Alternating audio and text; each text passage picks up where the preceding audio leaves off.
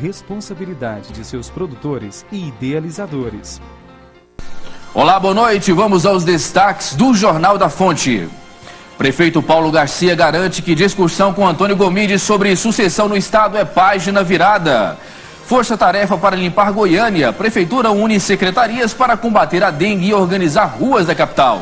Eleitores reclamam de filas para recadastramento biométrico em Aparecida de Goiânia.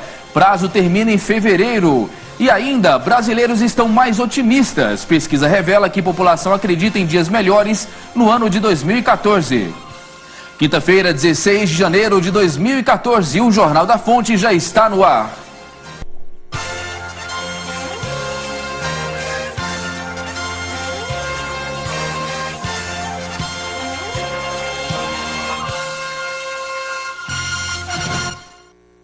A Prefeitura iniciou hoje uma frente de trabalho ampliada. Homens, máquinas e veículos irão se concentrar nos setores Bueno, Nova Suíça e Parque Amazônia nos próximos 3 dias. A ideia é deixar a cidade mais limpa e livre de possíveis focos da dengue. O lançamento da ação foi realizado na Praça Nova Suíça e contou com a presença do prefeito Paulo Garcia, demais autoridades e dezenas de servidores municipais. A frente de trabalho contará com diversas ações, visando reparar os danos causados pelas fortes chuvas que caíram na capital no final do ano. Agentes da Guarda Civil Metropolitana irão trabalhar em conjunto com a PM, visando reforçar a segurança da região. Para o prefeito Paulo Garcia, esse período do ano requer atenção especial quanto à infraestrutura. Nós estamos vivendo um período em que os problemas se acentuam, em que os problemas são exacerbados, é um período chuvoso.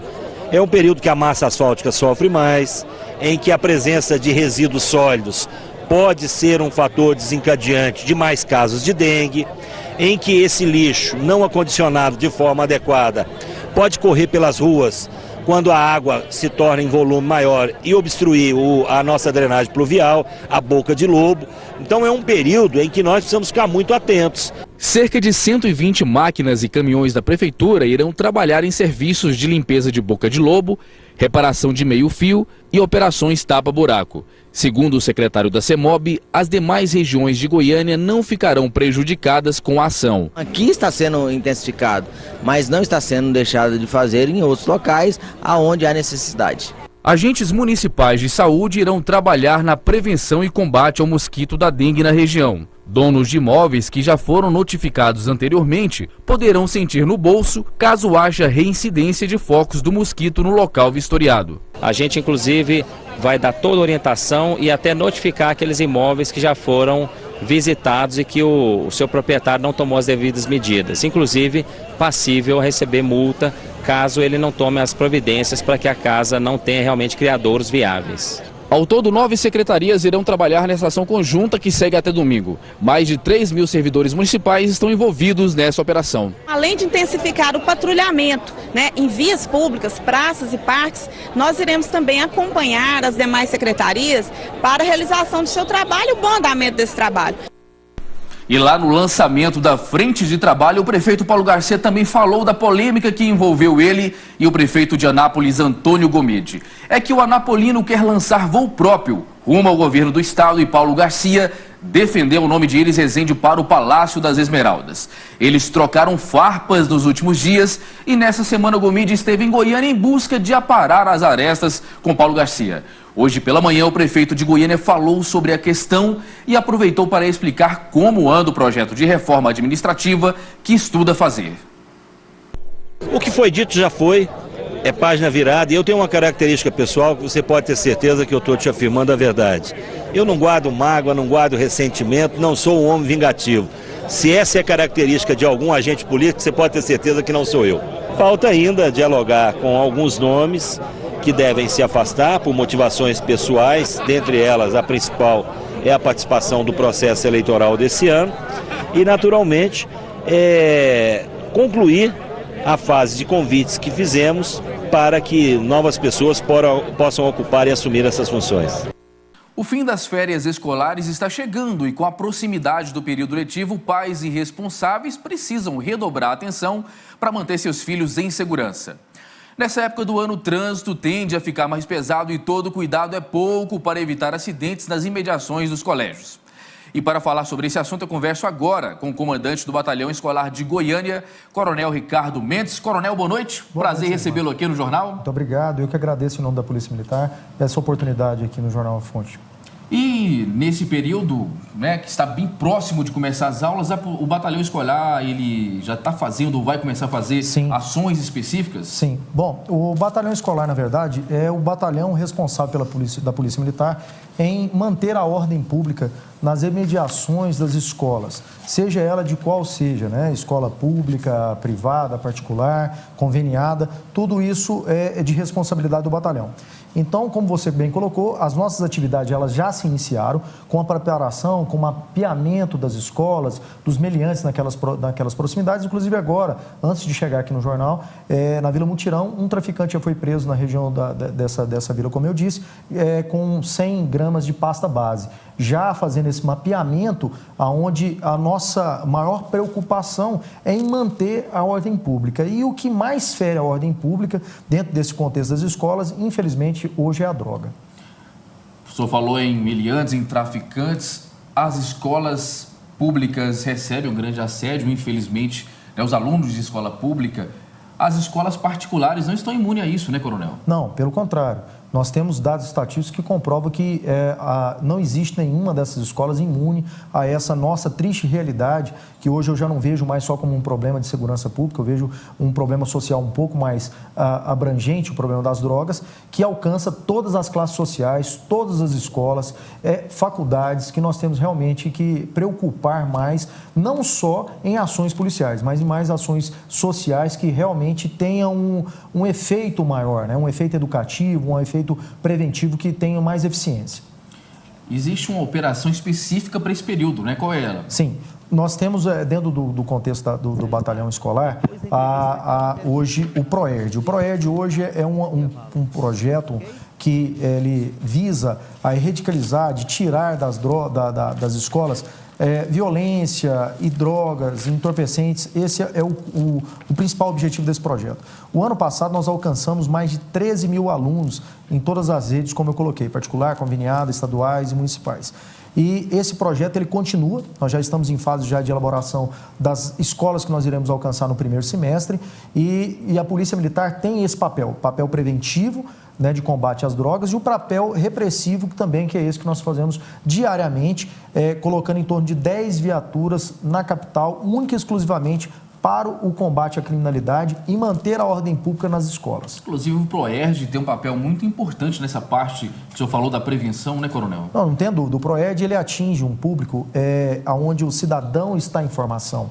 A criança que está no colégio, ele tem no policial militar, que é o multiplicador do PROERD, que é aquele policial que aplica aquelas instruções para ele no colégio, como um exemplo de cidadão a ser seguido. Isso é importante para a Polícia Militar, que é um órgão que é diferenciado dos demais. A Polícia Militar, hoje do Estado de Goiás, isso eu falo em nome do Coronel Silvio, que é o nosso comandante-geral, ele tem muito essa fala, onde a Polícia Militar é o único órgão que vai até o cidadão atender. E nós temos que atender da melhor forma possível. Então, hoje, o PROERD é um desses programas que a Polícia Militar tem que vai até o local atender esse cidadão que está em formação. Coronel Silvio, que é muito operacional, e falando em operacionalidade, onde ocorrem mais ocorrências? Nas imediações de escolas públicas ou das particulares? Ainda nós temos um calcanhar de Aquiles, onde as escolas do poder público mais afastadas do centro de Goiânia ainda são atingidas em ocorrências com características um pouco mais violentas. Vi ocorrências tanto quanto à pessoa quanto ao patrimônio, né? Nós tivemos recentemente um ato de vandalismo em uma escola municipal onde ex-alunos atearam fogo na escola, né? Mas, graças a Deus, ao mesmo tempo, a prevenção ela funciona muito bem, né? Então, assim, o ano passado nós não tivemos nenhum tipo de ocorrência grave que tivesse, por exemplo, ceifado a vida de nenhum aluno. Nós tivemos ocorrências onde foi lesionado um aluno, mas, graças a Deus, nenhum tipo de óbito envolvendo ocorrências de maior gravidade nas escolas aqui em Goiânia, nossa capital. Tomara que 2014 continue assim, sem registro de óbito e com a diminuição dessas ocorrências. Nós conversamos com o Coronel Ricardo Mendes, ele é comandante do batalhão escolar de Goiânia. Muito obrigado pelas informações. Uma boa noite para o senhor. Eu que agradeço, muito obrigado. E coloco à disposição o nosso batalhão escolar, à disposição de todos, colocando a Polícia Militar à disposição. E fiquem à vontade para denunciar, usem o telefone 190 para nos informar de qualquer tipo de acontecimento. Tenham que a Polícia Militar é um órgão responsável pela sua segurança no estado de Goiás. E mais de 130 mil eleitores de Aparecida de Goiânia ainda não fizeram o recadastramento biométrico. Com o final do prazo, em 14 de fevereiro, a procura pelo serviço aumentou e as pessoas agora reclamam da espera. Há menos de um mês para o fim do prazo do recadastramento biométrico, que vence no dia 14 de fevereiro, eleitores de Aparecida de Goiânia precisam enfrentar filas para regularizar o título. Essa é a mania do brasileiro, né? A gente deixa tudo para a última hora e ainda bem que estou de férias do trabalho, então aproveitei essa semana para resolver minhas pendências e acabei agendando para poder vir recadastrar. Tá devagar, tem que colocar mais atendimento, né? Colocar mais gente para atender. Para diminuir os transtornos e atender aproximadamente 130 mil eleitores que ainda não realizaram a biometria, foram abertos 2 novos postos do TRE. Cada dia vai aumentando a demanda, né? A gente já está acostumado com as filas nos últimos dias, realmente são grandes.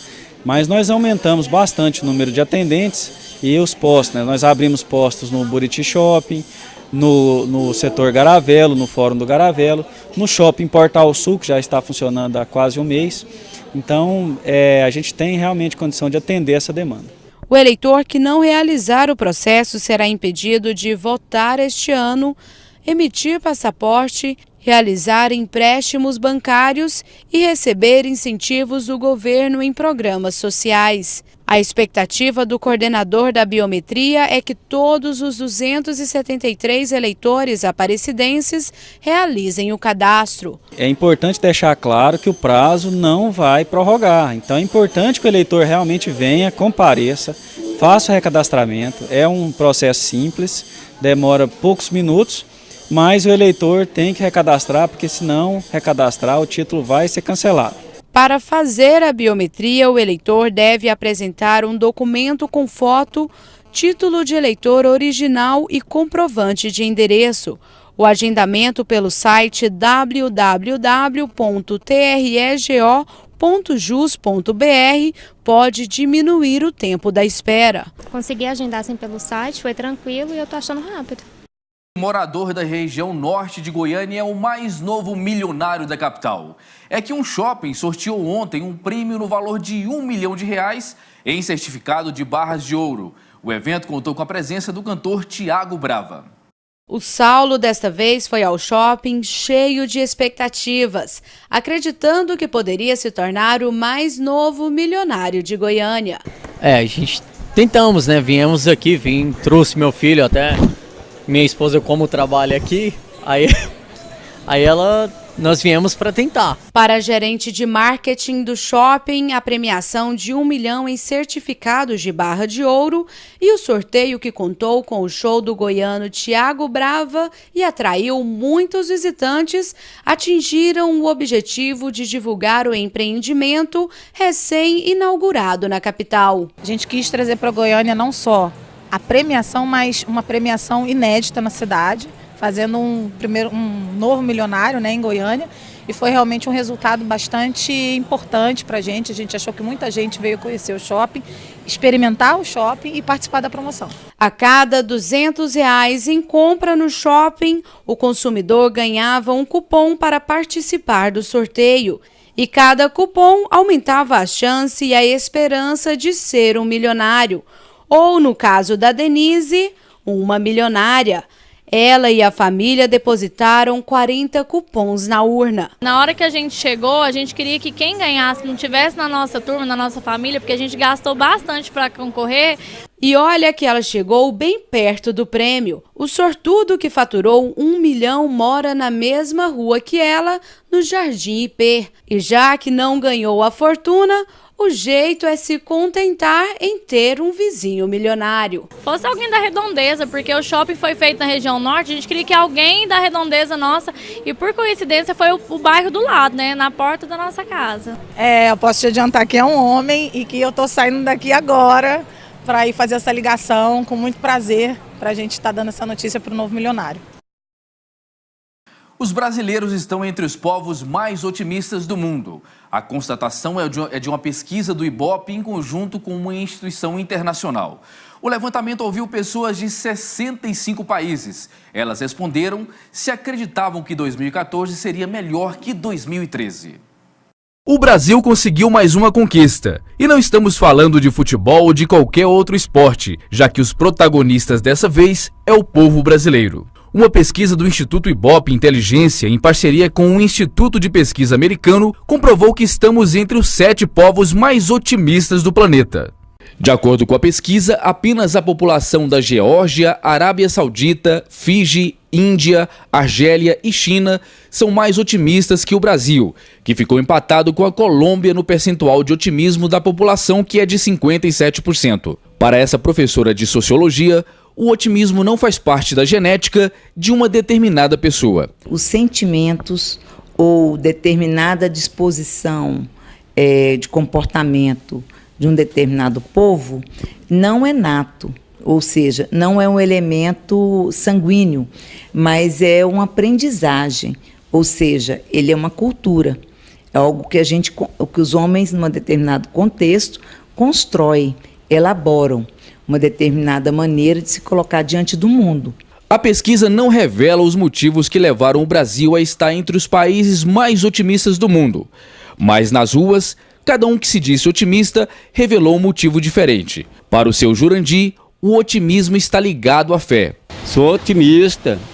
Jesus está falando, quem crê nele não morrerá, viverá para sempre. Para que melhor, né?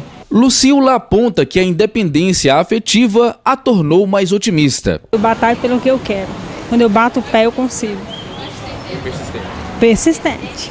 Para Jansen, é o lado financeiro que o deixa mais otimista. O dinheiro é o que nos motiva, né? A correr atrás dos nossos sonhos e dos nossos objetivos.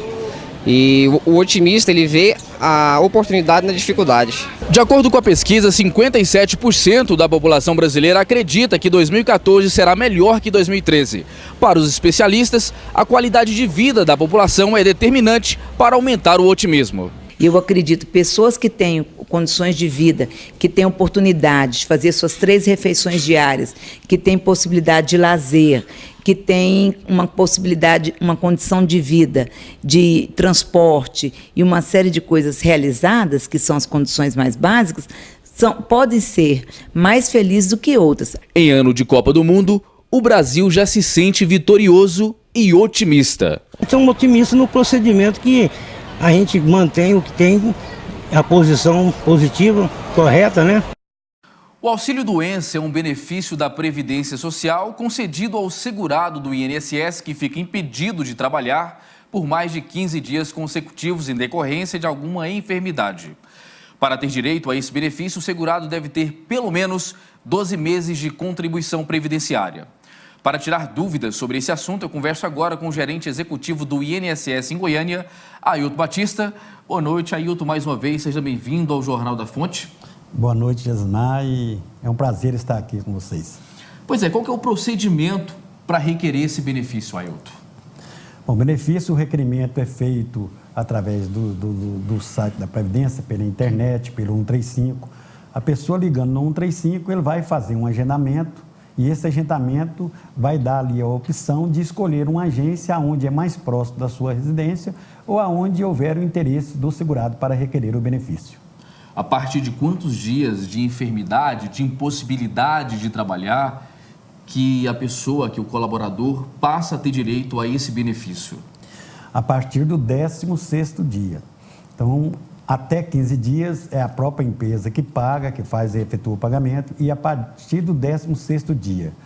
Se a pessoa estiver ficar constatado através da perícia médica que ele está incapaz para poder exercer aquela atividade em que ele trabalha na empresa ou como uma atividade autônoma, ele será afastado por um período provisório até a sua recuperação. Isso inclui, Ailton, doenças psicológicas?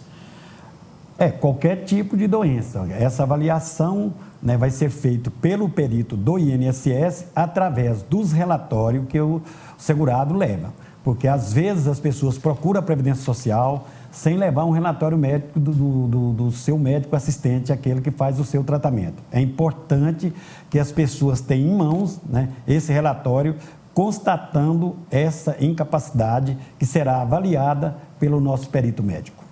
Se a pessoa estiver impossibilitada de sair de casa em decorrência da gravidade da enfermidade, existe alguma política para atender essa pessoa?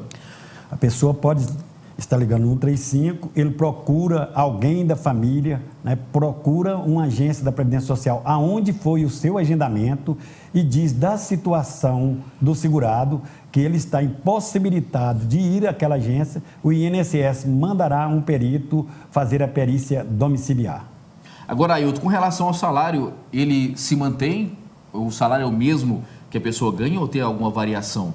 Não, o salário ele pode ser o mesmo, pode ser maior e pode ser menor, porque depende, como se trata de uma média aritmética simples que é feita, né, considerando o salário que essa pessoa percebeu do período de julho de 94 até a data do requerimento do benefício, abandonando-se os 20% dos menores salários, então essa média ela pode dar maior ou pode dar menor ou igual àquilo que ele estava recebendo, até porque a Previdência, no caso do auxílio-doença, é pago 91% do valor dessa média. Existe um teto máximo, o teto já é máximo, logicamente, para receber esse auxílio? Sim, o auxílio-doença, né, o mínimo é o salário mínimo e o máximo é o teto da Previdência Social, que hoje é de R$ 4.159.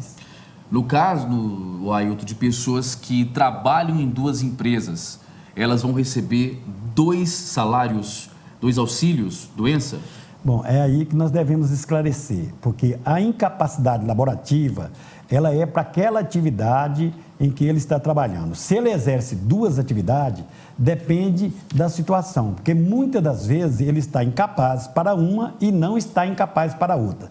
Estando incapaz para uma atividade só, ele vai receber benefícios sobre aquela atividade em que ele está incapaz. Se ele estiver incapaz para as 2 atividades que ele exerce, aí sim, será uma somatória da renda dele, que vai ser feito o cálculo e ele vai receber sobre os 2 empregos que ele exerce. E durante o período que a pessoa ficar fora do trabalho, em decorrência da enfermidade, da doença, é recolhido o FGTS da pessoa? Sim, isso aí cabe à empresa, né, esse recolhimento do FGTS. Então, a Previdência cabe somente o pagamento do auxílio-doença. Mas, juridicamente falando, na legislação previdenciária ou trabalhista, a empresa é obrigada a fazer o recolhimento? A empresa tem a obrigação, sim, de recolher para o FGTS, porque o FGTS ele tem uma fórmula, né? Como não é a Previdência que trata desse trabalho, assim a gente sabe que a pessoa tem que, a empresa, o empregador tem que recolher o FGTS durante o período do auxílio-doença. E tem direito também a receber o 13º salário, Ailton? Sim, o auxílio-doença, a partir do momento que a pessoa recebe o benefício de auxílio-doença, mais de 15 dias, ele já começa a receber o 13º salário, porque o 13º salário ele é calculado pelo número de meses que a pessoa ficou em benefício. Se ele ficar, por exemplo, 1 mês e 16 dias, ele vai receber 2 cotas, porque o 13º é o valor da renda dividido por 12 e multiplicado pelo número de meses que ele permaneceu recebendo o auxílio-doença. Muito bem, nós conversamos com Ailton Batista, ele que é gerente executivo do INSS em Goiânia, esclarecendo dúvidas de um assunto que gera muita polêmica. Muito obrigado pela sua participação, uma boa noite para você. Nós que agradecemos, né? Esperamos estar aqui mais vezes justamente para tirar as dúvidas dos nossos segurados. E o descarte de remédios vencidos ou que não serão mais usados merece cuidados especiais. No entanto, poucas pessoas sabem que há locais específicos para se desfazer desses produtos. Em Goiânia, algumas farmácias já disponibilizam coletor para os remédios que depois recebem um fim adequado sem prejudicar o meio ambiente. Dispensar resíduos de medicamentos em local inadequado, como ralos, vasos sanitários ou lavatórios, pode trazer problemas para a saúde da população, como explica este farmacêutico. Tudo vai cair no lençol freático. Isso vai contaminar o lençol freático, que futuramente a população, se já não está, tomará com certeza a água contaminada com resíduos de medicamentos. Fazer o descarte consciente é extremamente importante. Algumas farmácias já oferecem essa coleta, onde qualquer pessoa pode jogar fora o medicamento vencido que sobrou ou apenas a embalagem. No ano de 2013, apenas uma rede de farmácias arrecadou 3 toneladas de medicamentos. Todo o material recolhido é levado para a incineração e não gera mais riscos à saúde. De 1.300 a 1.500 graus, onde há uma incineração completa, não restando nenhum resíduo sólido. E o resíduo da fumaça, isso é filtrado, jogando ao ar, tão somente o ar puro. E o Jornal da Fonte fica por aqui, nós voltamos amanhã. Na sequência, você fica com o programa Na Marca do Pênalti. Uma excelente noite a você e até lá.